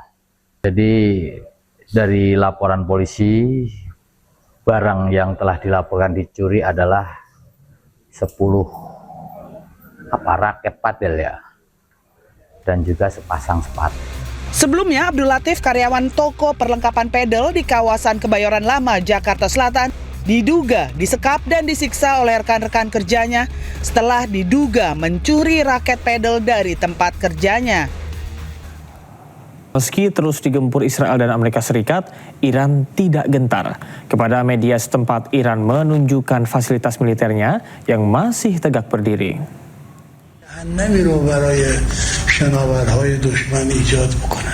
Pasukan Garda Revolusi Islam Iran kembali memamerkan fasilitas militer bawah tanahnya melalui media sosial.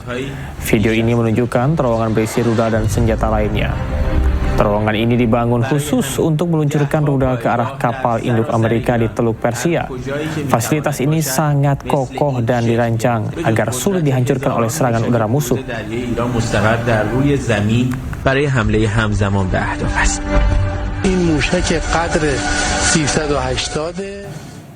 Sementara itu, Wakil Presiden Amerika Serikat J.D. Vance menyambut kedatangan pasukan yang bertugas dalam operasi Epic Fury.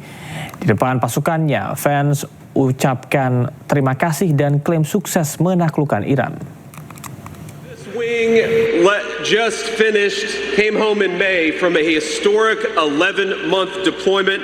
The wing logged nearly 12,000 launches across the deployment and over 5,500 flight hours in support of Operation Epic Fury alone.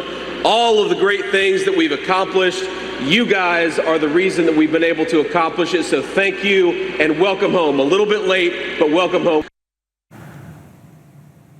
Ribuan warga memadati reruntuhan Masjid Imam Khomeini Husainiyah di Teheran, Iran untuk memberikan penghormatan terakhir kepada mendiang pemimpin tertinggi Iran Ali Khamenei.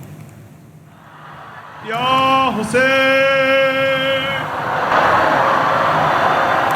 Ribuan warga bersorak-sorai saat peti jenazah Ali Khamenei diarak selama upacara perpisahan. Mereka juga berdoa bersama dan memberikan penghormatan terakhir. Upacara jelang pemakaman Ali Khamenei resmi dimulai pada 4 Juli lalu. Sementara prosesi pemakaman akan dilakukan pada 9 Juli mendatang.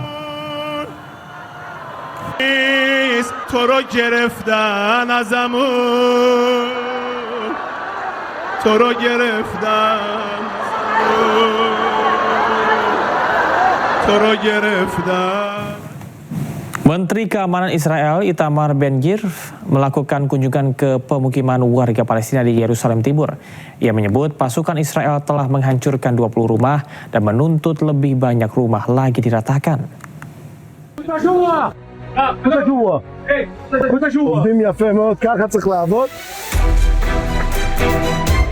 Menteri Keamanan Nasional Israel Itamar Ben-Gvir mengunjungi Yerusalem Timur untuk memantau penghancuran rumah-rumah Palestina.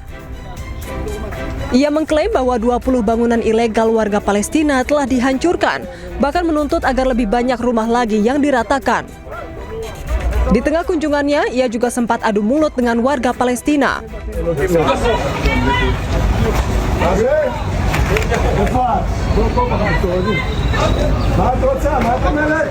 למה היא ברחה? מתלוננת שרוצים להרוס לה את הבית? אם זה לא חוקי הורסים. הבעיה שאתם הורסים לבתים שלנו. מה שלא חוקי אני הורס. מה שלא חוקי אני הורס. Penggusuran rumah penduduk Palestina dilakukan dengan dalih pembangunan tanpa izin yang dikeluarkan Israel. Media Palestina melaporkan kebijakan perencanaan Israel bersifat restriktif untuk membatasi pertumbuhan penduduk Palestina dan memperluas kendali Israel atas kota tersebut. Korps Garda Revolusi Iran atau IRGC memperingatkan kapal perang Amerika Serikat untuk segera meninggalkan Selat Hormuz. Iran mengancam akan menyerang Amerika Serikat jika tidak segera mengubah haluan kapal kembali ke Samudra Hindia. سپاه نیم چنان وارد 6 over. Coalition warship IRGC merilis rekaman konfrontasi Angkatan Laut di Teluk Persia. Komandan Angkatan Laut IRGC mengeluarkan peringatan langsung kepada kapal Angkatan Laut Amerika Serikat untuk segera meninggalkan Selat Hormuz dan menyebut bahwa ini adalah peringatan terakhir. Iran melaporkan Angkatan Laut Amerika Serikat terpaksa mendaratkan helikopter dan meninggalkan Teluk Persia. Namun Amerika Serikat membantah adanya konfrontasi tersebut. Keep your helicopter away from my vessel. Saat ini kapal-kapal komersial mulai melintasi Selat Hormuz. Kapal yang melintas meningkat lebih dari 50%. Lalu lintas komersial yang melintasi Selat Hormuz meningkat tajam. Meski perundingan antara Iran dan Amerika Serikat berlangsung dalam kondisi rapuh, namun kapal-kapal komersial mulai melintasi Selat Hormuz. Kapal yang melintas meningkat hingga 50%. Namun mereka berada di bawah pengawasan khusus pemerintah Iran. Berdasarkan data perusahaan analitik Kepler, 223 kapal komersial melintasi Selat Hormuz pada periode bulan Juni atau rata-rata 32 kapal per hari.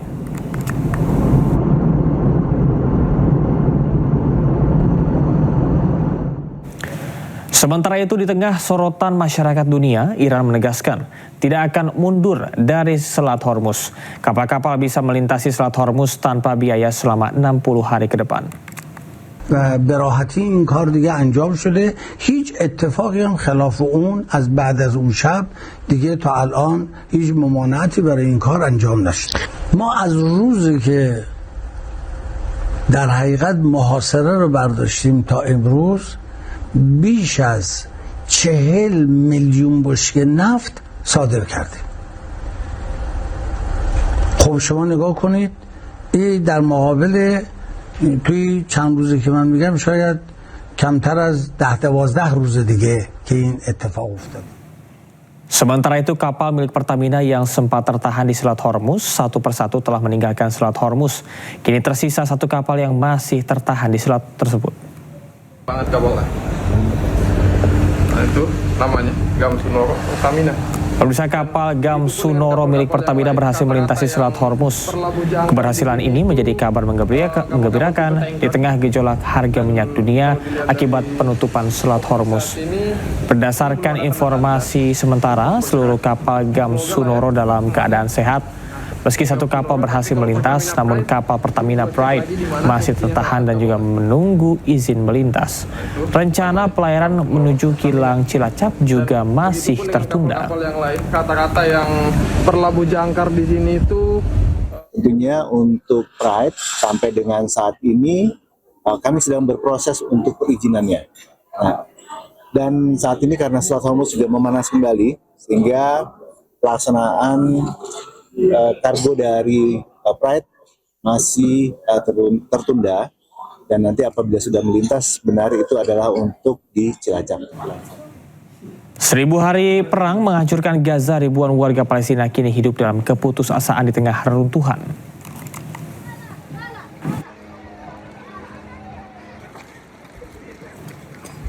Perang yang telah berlangsung selama 1000 hari terus meninggalkan luka mendalam bagi warga Palestina di jalur Gaza. Ratusan pengungsi yang berlindung di Universitas Islam Kota Gaza menyampaikan seruan putus asa kepada dunia internasional.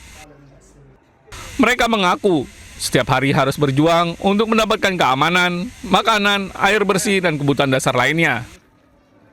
Bagi banyak keluarga, kehancuran akibat perang kini menjadi bagian dari kehidupan sehari-hari. Harapan agar konflik segera berakhir semakin memudar seiring berlanjutnya pertempuran. Sejumlah pengungsi menggambarkan Gaza sebagai wilayah yang kehilangan rasa aman, kehidupan normal, dan fasilitas dasar yang dibutuhkan untuk bertahan hidup.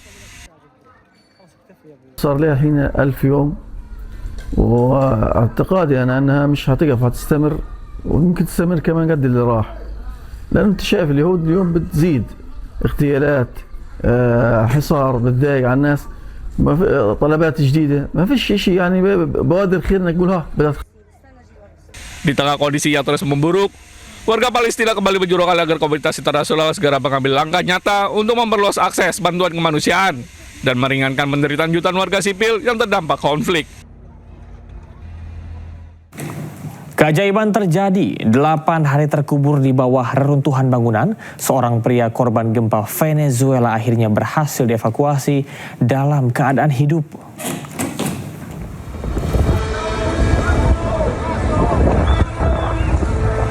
Keajaiban terjadi di kota La Guaira, Venezuela. Laki Hernan Gil berhasil dievakuasi dalam keadaan hidup setelah terjebak selama 8 hari di bawah reruntuhan bangunan yang ambruk akibat 2 gempa besar pada 24 Juni lalu. Saat gempa menguncang, Laki sedang bekerja di sebuah ruangan kecil berbahan beton di area basement tempat parkir, di samping pusat perbelanjaan Galerias Playa Grande. Operasi penyelamatan berlangsung selama lebih dari 72 jam.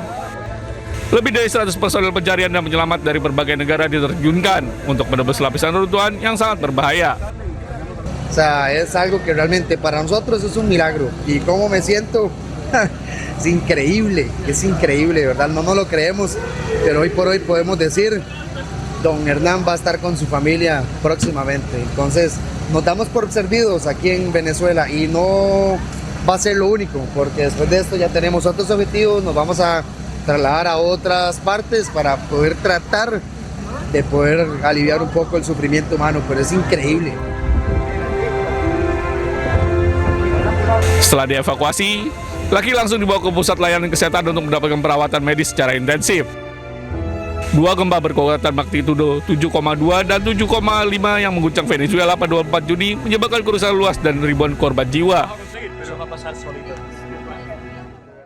Wanita diduga disekap dan dianiaya oleh oknum polisi, bahkan dipaksa untuk meracik narkoba. Korban pun melapor ke Barreskrim Polri.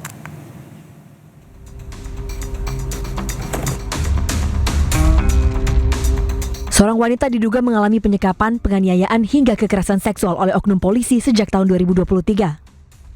Didampingi tim Hotman 911, wanita berusia 30 tahun ini melaporkan penyekapan, penganiayaan dan kekerasan seksual yang dialaminya ke Barreskrim Polri. Kasus ini terjadi sejak 3 tahun lalu di wilayah Jawa Tengah. Korban menderita luka bakar di tangan dan kaki hingga sulit berjalan akibat disiram air keras. Pelaku yang juga merupakan oknum polisi disebut menikahi korban secara siri. Pelaku pun memaksa korban menggunakan narkoba jenis sabu dan melakukan kekerasan seksual menyimpang. Korban dikenalkan dengan oknum ini dan juga dari awal itu dicekoki narkotika berjenis sabu.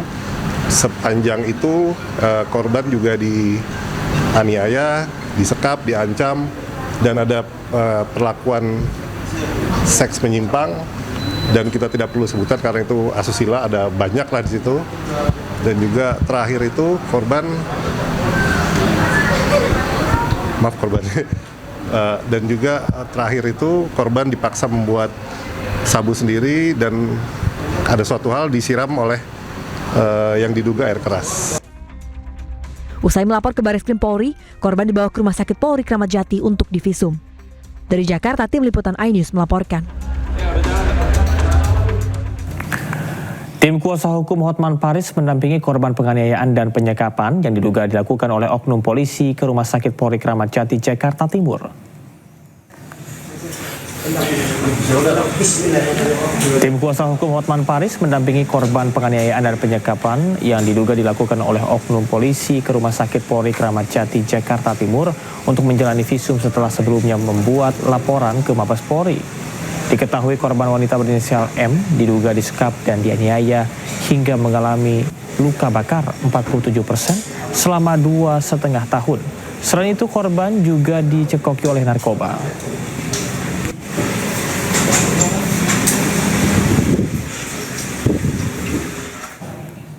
Kondisi korban penyiksaan dan penyekapan oleh pelaku yang diduga adalah oknum aparat sungguh memprihatinkan. Korban mengalami luka bakar hingga 47% di tubuhnya.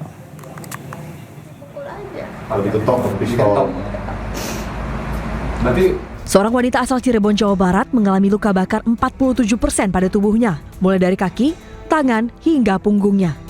Luka tersebut ia dapatkan akibat dipaksa suami sirinya untuk memproduksi obat terlarang sejak bulan September tahun lalu. Di bawah tekanan pelaku, ibu satu anak ini terpaksa menyembunyikan fakta yang membuat tubuhnya terluka parah. Bahkan, saat mendapat perawatan medis di beberapa rumah sakit, korban berinisial M terpaksa berbohong. Ia mengaku bahwa luka itu akibat terkena siraman air panas. Tak hanya itu, korban kerap diperlakukan dengan penuh kekerasan. Selain dipaksa memproduksi obat terlarang, korban juga kerap dicekoki obat terlarang yang dibuatnya itu. Ini tangan sama paha. Karena itu yang akibat yang kemarin pas buat pembuatan sabu itu tuh kena air kerasnya.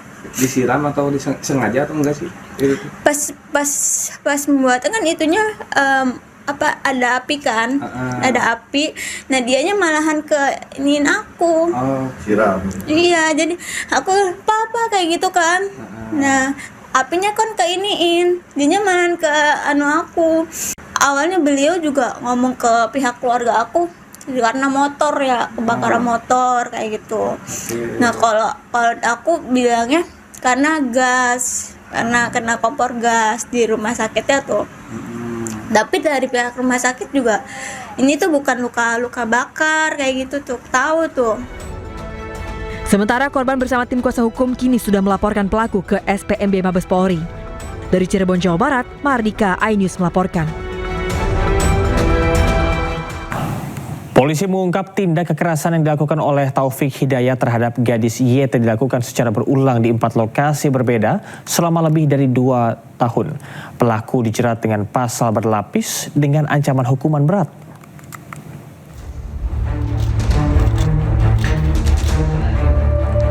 Polda Jawa Barat mengungkap kekejaman Taufik Hidayat. Tersangka kasus penyekapan dan penganiayaan terhadap YTR dilakukan secara berulang kali di 4 lokasi berbeda selama lebih dari 2 tahun, yakni sejak Mei 2024 hingga Juni 2026. Kekerasan dilakukan di 4 tempat tinggal berbeda di wilayah kota dan Kabupaten Bandung, Jawa Barat. Kekerasan yang dilakukan Taufik Hidayat terhadap YTR meliputi pemukulan dengan tangan kosong, helm, besi, hingga benda tajam, serta penyudutan rokok ke tubuh korban.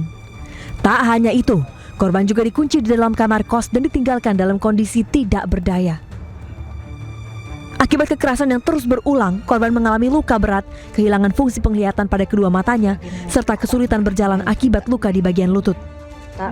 Di tempat ini, korban mengalami kekerasan dipukul bagian badan dan disundut rokok. Di TKP kedua ini, terjadilah pemukulan terhadap mata kiri dengan besi.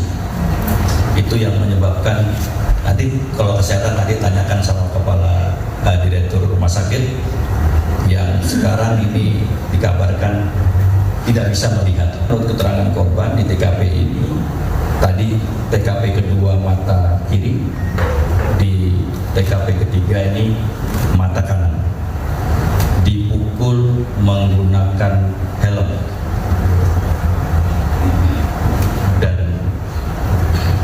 Sudah mulai tidak bisa melihat lagi melalui dua matanya. Atas perbuatannya, Taufik Hidayat dijerat pasal berlapis mengenai penganiayaan berat, penyanderaan, dan perampasan kemerdekaan dengan ancaman hukuman maksimal belasan tahun penjara. Polisi juga mengungkap Taufik Hidayat merupakan residivis kasus kekerasan terhadap perempuan. Dari Bandung, Jawa Barat, Muji Prayitno, iNews melaporkan. Tidak hanya YTR, korban kekerasan seksual oleh Taufik Hidayat diduga bertambah di Bandung, Jawa Barat.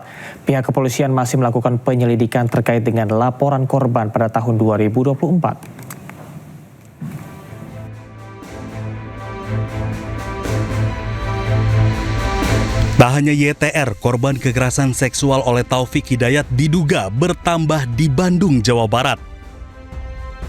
Korban merupakan seorang mahasiswi berinisial SA yang terjadi pada tahun 2024. Kekerasan seksual ini juga sudah dilaporkan ke pihak kepolisian. Dari laporan yang sudah diajukan oleh korban, pada siang ini pihak kepolisian mengundang korban ke Polresta Soreang untuk meminta keterangan lebih lanjut. Kombes Pol Rumi Untari, Dir PPA PPO Polda Jawa Barat menjelaskan masih melakukan penyelidikan tentang dugaan tindak pidana kekerasan seksual oleh Taufik Hidayat yang dilaporkan pada tahun 2024. Setahu saya memang waktu itu melaporkan di Polda Jawa 2024 ya, sebelum direktoratnya terbentuk, dan saat ini masih dalam proses penyidikan. Nanti kami cek sejauh mana penanganannya. Saya yakin pasti ada, tapi nanti kami cek ya sampai sejauh mana. Karena yang nanganin sekarang bukan Polda, sudah dilimpahkan ke Polres. Nanti kita cek ya, Mbak. Sebelumnya, Taufik Hidayat, pelaku penyekapan dan penyiksaan terhadap korban YTR, terjadi selama 3 tahun. Aksi keji pelaku terbongkar 12 Juni lalu saat pelaku menghubungi kakak korban dan menginformasikan bahwa korban dirawat di Rumah Sakit Hasan Sadikin, Bandung. Ditangkapnya Taufik Hidayat, pelaku penyekapan dan penyiksaan sadis terhadap YT, keluarga meminta pelaku dihukum berat. Selain itu, korban juga meminta Taufik Hidayat diganjar hukuman seberat-beratnya. Tim Liputan iNews melaporkan. Taufik Hidayat, tersangka kasus penyekapan dan penganiayaan gadis YT, mengakui semua perbuatannya. Taufik melakukan tindakan kekerasan berat di 3 lokasi.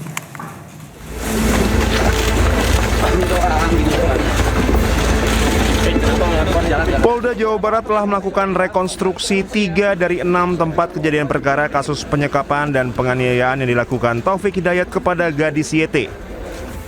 Polisi menjelaskan terdapat 21 total adegan penganiayaan yang dilakukan tersangka Taufik Hidayat. Direktur PPA dan PPO Polda Jabar Kombes Rumi Untari mengatakan Taufik Hidayat mengakui telah melakukan tindak kekerasan berat kepada gadis YT di TKP 3, 5, dan 6. Taufik melakukan sejumlah penganiayaan berat mulai dari pemukulan dengan tangan kosong, memukul dengan helm dan kaki meja besi, hingga benda tajam. Tadi gelar rekonstruksi sudah berjalan dengan baik, lancar, dan alhamdulillah tidak ada penolakan dari tersangka, dan tersangka mengakui semua perbuatannya di 6 TKP. Berdasarkan penyidikan polisi, di TKP pertama dan kedua juga terdapat aksi kekerasan. Namun penganiayaan yang dilakukan Taufik terhadap korban masih dalam kategori ringan. Dari Bandung, Jawa Barat, Tim Liputan iNews melaporkan. Sidang pra-peradilan Roy Suryo terkait dengan kasus ijazah Presiden ke-7 Republik Indonesia Joko Widodo kembali digelar hari ini. Agenda sidang penyerahan kesimpulan dari kubu pemohon maupun termohon. Harus sehat. Terima kasih. Ya, terima kasih, Mas. Sidang sampai pada tahap penyampaian kesimpulan dari pihak Roy Suryo dan termohon yakni Polda Metro Jaya. Roy secara tegas menggugat keabsahan penggeledahan dan penangkapan yang dilakukan terhadapnya. Majelis Hakim juga menetapkan sidang putusan akan dibacakan pada Selasa 7 Juli mendatang.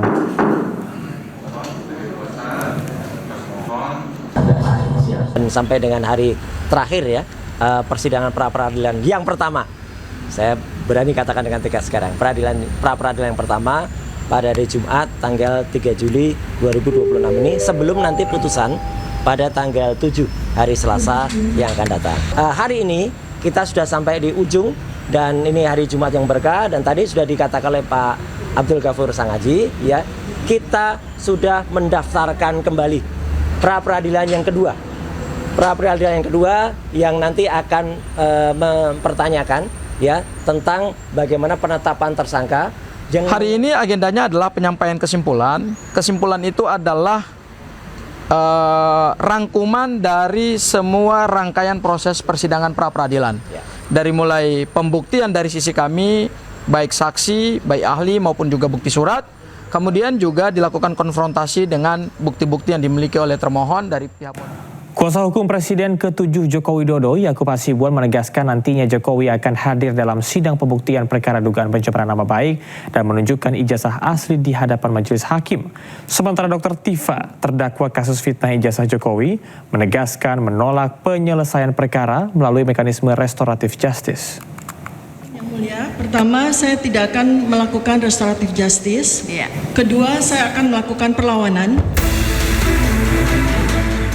Penolakan penyelesaian perkara disampaikan Dr. Tifa dalam sidang perdana dugaan pencemaran nama baik dan penyebaran berita bohong terkait dugaan ijazah palsu Presiden ke-7 Republik Indonesia Joko Widodo di Pengadilan Negeri Jakarta Timur Kamis siang.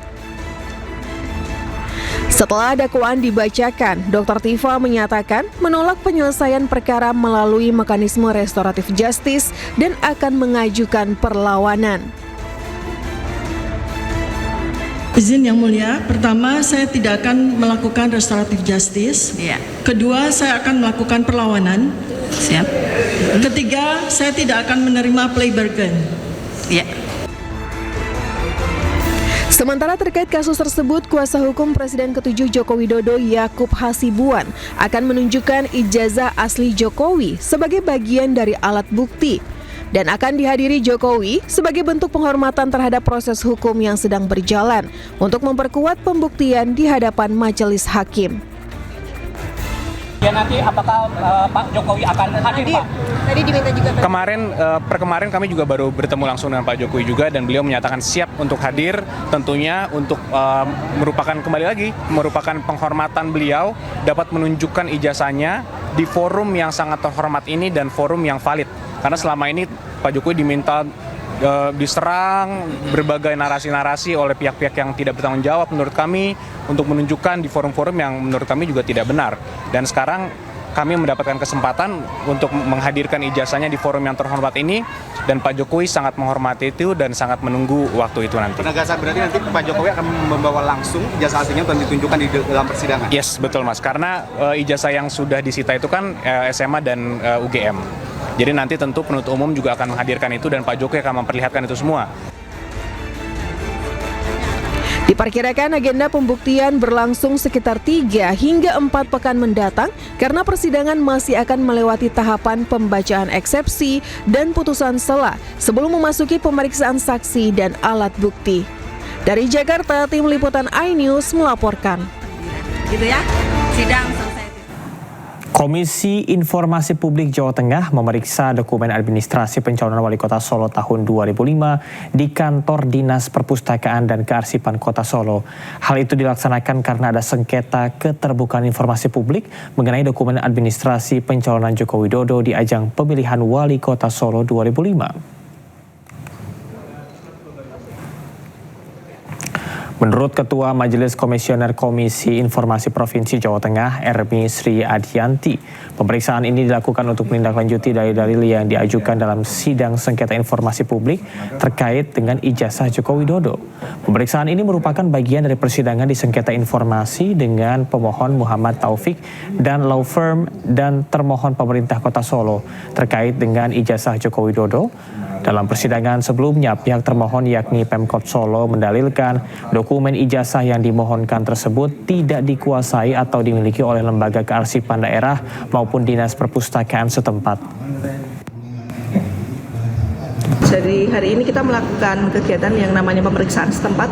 Ini bagian dari persidangan di sengketa informasi dengan pemohon Muhammad Taufik and Law Firm dengan termohon pemerintah Kota Surakarta terkait dengan ijazah Bapak Joko Widodo yang dipakai pada saat pendaftaran wali kota ya tahun 2005 karena pada saat pembuktian di persidangan Dinas Kearsipan dan Perpustakaan yang menjadi termohon prinsipal menyatakan bahwa informasi tersebut tidak dikuasai oleh lembaga kearsipan daerah atau Dinas Perpusip, maka kami ingin membuktikan yang didalilkan oleh termohon.